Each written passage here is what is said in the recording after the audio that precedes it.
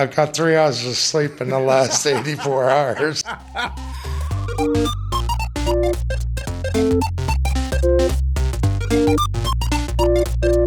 right, everybody, welcome into our Pittsburgh Podcast presented by Better Call Cy. I am your host, Bill Crawford, and we are finally here. Pittsburgh is officially on the clock. The eyes of the nation are on the banks of the Three Rivers. Happy draft week to all those who celebrate, and to those who are completely annoyed by this and just want it to be over.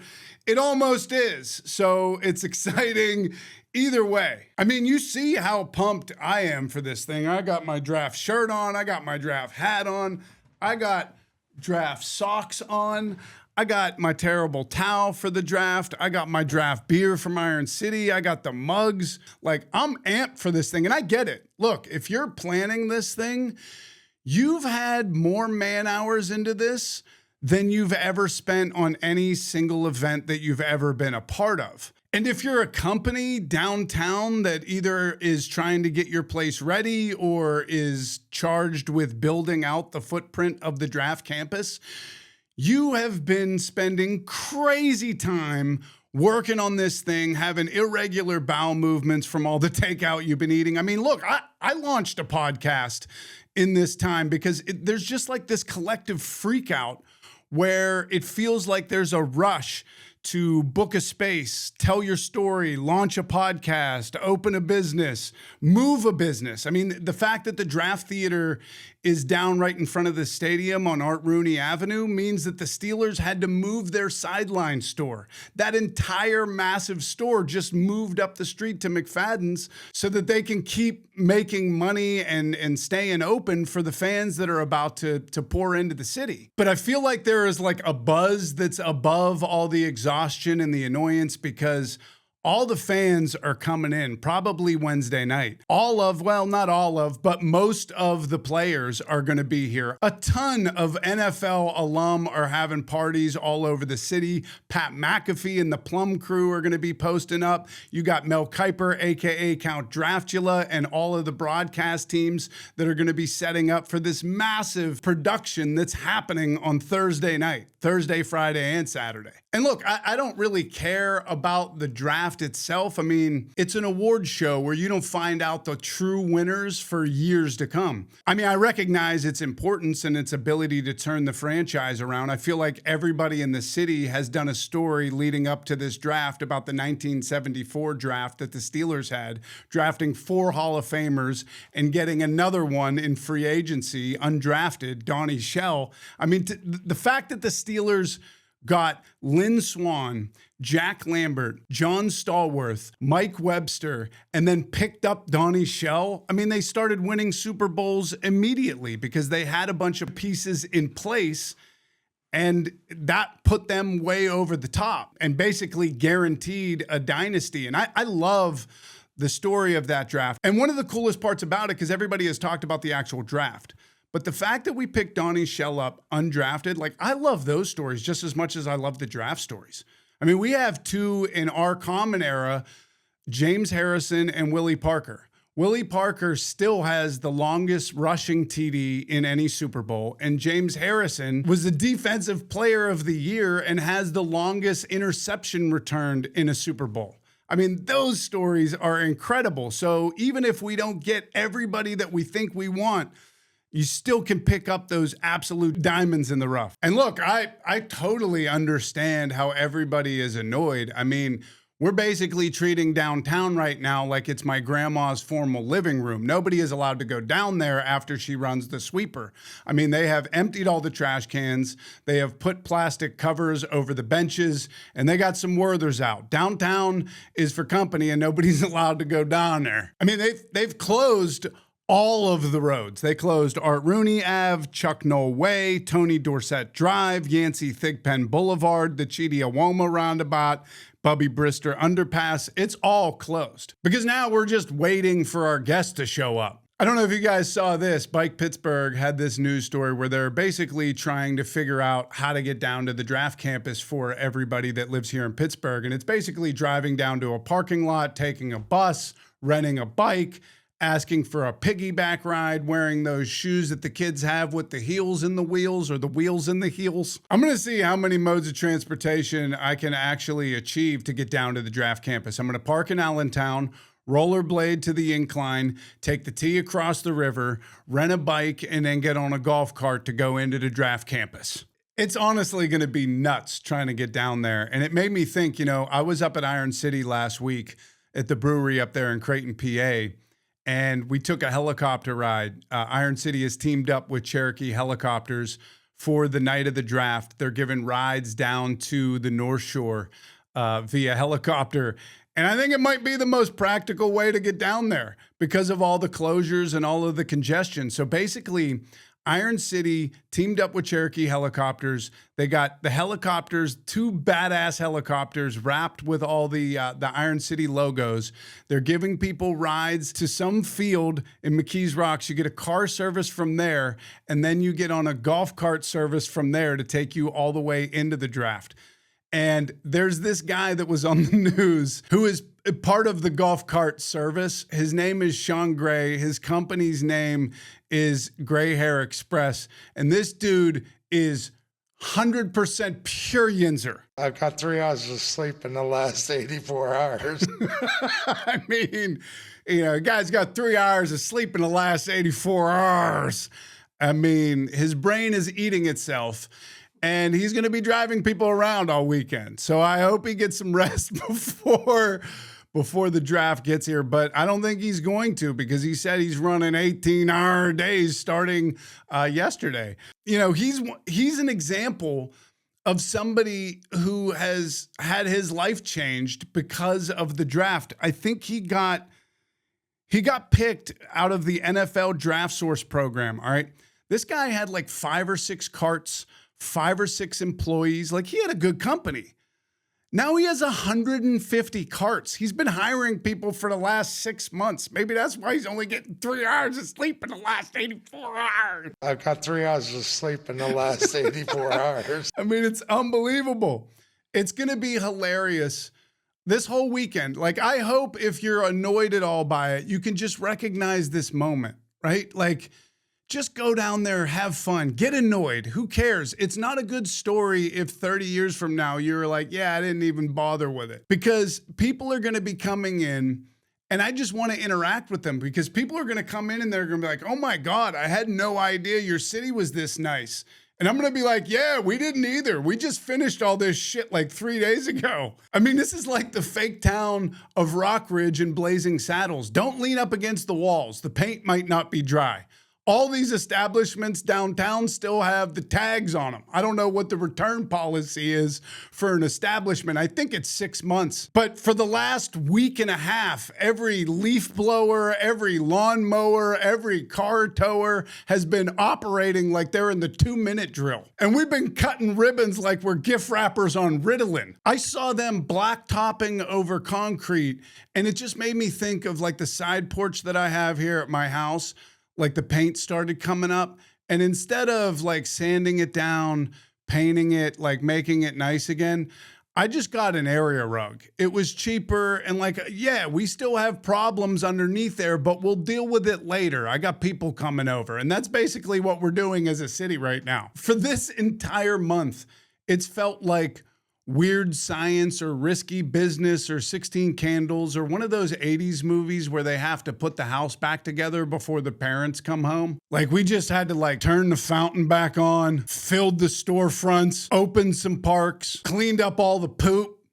You have to clean up all the poop. But we did it, and it's never looked better down there. I swear to God, it is amazing. And I think you need things like this, like big things like this, to motivate you. Like, if I didn't have daughters, or if I wasn't in a relationship, the house would just be falling apart around me until one day it just collapsed on top of me.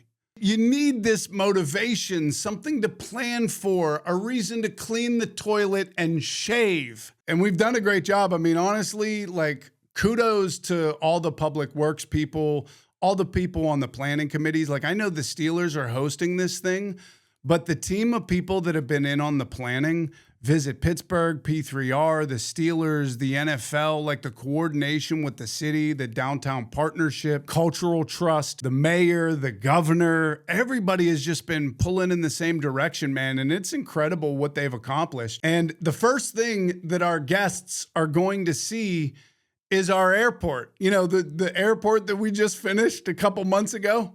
And the airport looks phenomenal. I only have one complaint, and it's that we fixed something that wasn't broken.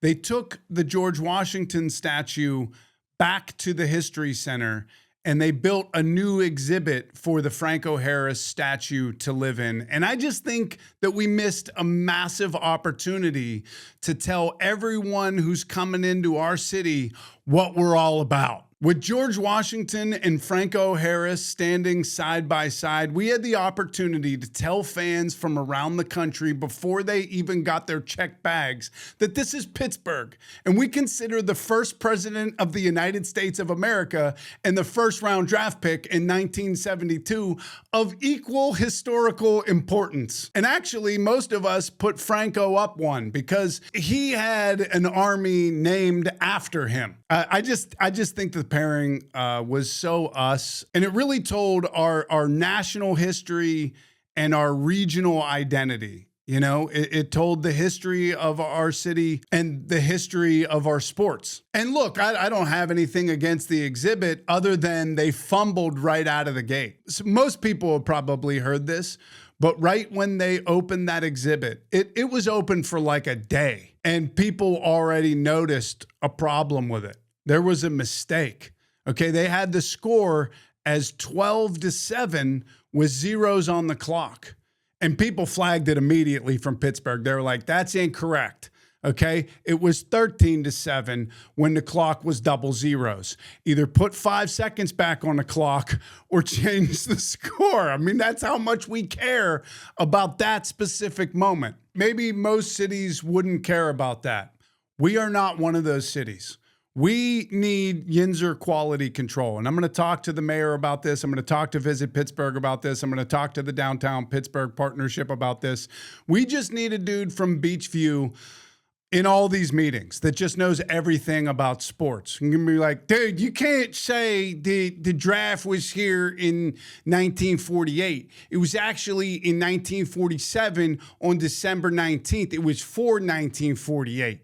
The reason they did it is because there was a playoff game between the Eagles and the Steelers that Sunday. So there was only 10 teams at that time. So they just, they figured they'd get everybody at the Fort Pitt Hotel, which is now where the convention center is, and they could do their little draft on Friday night, and then we played a playoff game on Sunday. By the way, the Steelers lost 21-0 to the Eagles on Sunday. Like, how the hell do you know all that? I don't think these people are like reading books. I think it's passed down. I don't know if there's crazy cave paintings up in Laurel Cavern where they just tell the whole story of every sports team in there or what's going on. But we need one of those people in these meetings. But I mean, just from a draft perspective, the meetings that have been going on are thorough. They have planned for everything. And I saw a story about AHN and UPMC having mobile pop-up clinics for all the people coming into town. And I think that that's a smart move. And I also think it's kind of hilarious that the people coming into town who are here to watch the most gifted athletes in the world get selected are some of the most unathletic people that you could possibly imagine. And some of those people are going to step off a curb, throw their pierogies in the air, and just blow out their knee. Like, how many people this week are going to end up in the blue tent just from walking around? Like, ending up in the protocol because you stepped off the curb wrong is just too funny. And you look, I bet that injured people are on their way here. People that are already injured. A little halo action isn't going to stop Daryl from hopping in his car and driving 9 hours to stand in a parking lot to see who the Titans pick. I'm always shocked by the amount of wounded people that go to big events and show up to theme parks. Like, somebody's in a walking boot, somebody's on crutches, people's arms are in a sling. When I was down in Disney with my kids one year, we saw a woman who was on what looked to be like a gurney. I'm like, hey, Doris, maybe hit the pause button on all the fun till that bag of saline is drained and you can walk around on your own too. And you just know that when these people see that there are mobile clinics, they're going to think they deliver. Treat these people like stubbed hub. They'd be like, yeah, listen, I got off the T wrong. The top step got me on the T, and I'm going to need 3 stitches, a bunch of Band-Aids, and an ice pack. I'm standing right by the large Super Bowl rings. I honestly wonder if we have enough doctors to be able to meet this demand. Like, what are they calling nurses up from Wilkes-Barre? What are we doing here? Are they activating people from the practice squad at Pitt? Are they just getting people who really enjoy watching the Pit? I don't know, but I'm going to be praying for these folks because they got their vans full this weekend. All right, I want to do a little segment right now called Draft Confessions, and I'm using something that I saw online. These young dudes are killing it. They're so funny. This dude's Instagram handle is Big John Golfs. And he does this, not proud of it, but man enough to admit it. So I want to use that here. Not proud of it, man enough to admit it. I like the Kenny Pickett selection in 2022. I ignored all the red flags and the tiny hands. I was rooting for the story. I wanted it to be, and I learned that you can't fix a mistake you made 30 some years ago by chasing ghosts or fake sliding towards ghosts. You can't do it. Not proud enough, man enough to admit it. I bought a Jarvis Jones jersey. I thought that anybody who came out of Georgia and had the Twitter handle Sackmaster was going to be great in the NFL. And it turns out he was the wrong kind of Sackmaster. That jersey is currently hanging in my closet. It's doing the hang of shame in that closet and has been really since halfway through his rookie season. Not proud of it, man enough to admit it. I love the Devin Bush pick. We got a Devin. The story of that draft, if you can remember back to 2019, was that you had to get a Devin. Devin White or Devin Bush. And the Steelers traded up 10 spots to get Devin Bush, and I loved it. And we got that one wrong. But here's what I did get out of it. I got PicsBurgh Cred out of it. We don't have any PicsBurgh Cred pictures to do this week because, this is a draft special. But I want to show you this one because it directly relates to the draft. Devin Bush wore one of the most outlandish outfits that anybody has ever worn for the NFL draft, which is saying something if you've seen it the last couple of years. And so I pitched this thing to the Steelers fashion show and they went with it. And shout out to David Allen, who I teamed up with that year, and he hit 2 grand slams. He suited me up in the terrible tuxedo, which people still ask me about to this day. Anywhere I wear it, everybody's like, yo, where did you get that jacket? Where can I get one? I'm like, you can't. It's a 1 of 1 by David Allen. It's amazing. And then I just threw him this idea. He knocked it out of the park. The idea was that after they do this rookie segment on the fashion show where they're showing all the guys on draft night, their parties, where they were with their families, what they were wearing, all that kind of stuff. The last image that shows is Devin Bush wearing this obnoxious suit. And so then immediately after that, I come out in that suit. And I'm like, you guys think this is funny, but I was told that there was only one other suit like this in the world. And, some guy who went to Michigan had it. And so everybody was kind of laughing. And then he came out onto the stage and thank God he thought it was hilarious. And I got this picture. So I got a picture with our number 1 draft pick wearing his draft suit. And it's on stage at Stage AE for the Steelers fashion show. So that's some PicsBurgh cred right there. And the Steelers fashion show was the dream of Greta Rooney. And, I was thinking back to last year how that Ireland game was really the dream coming to fruition of Dan Rooney.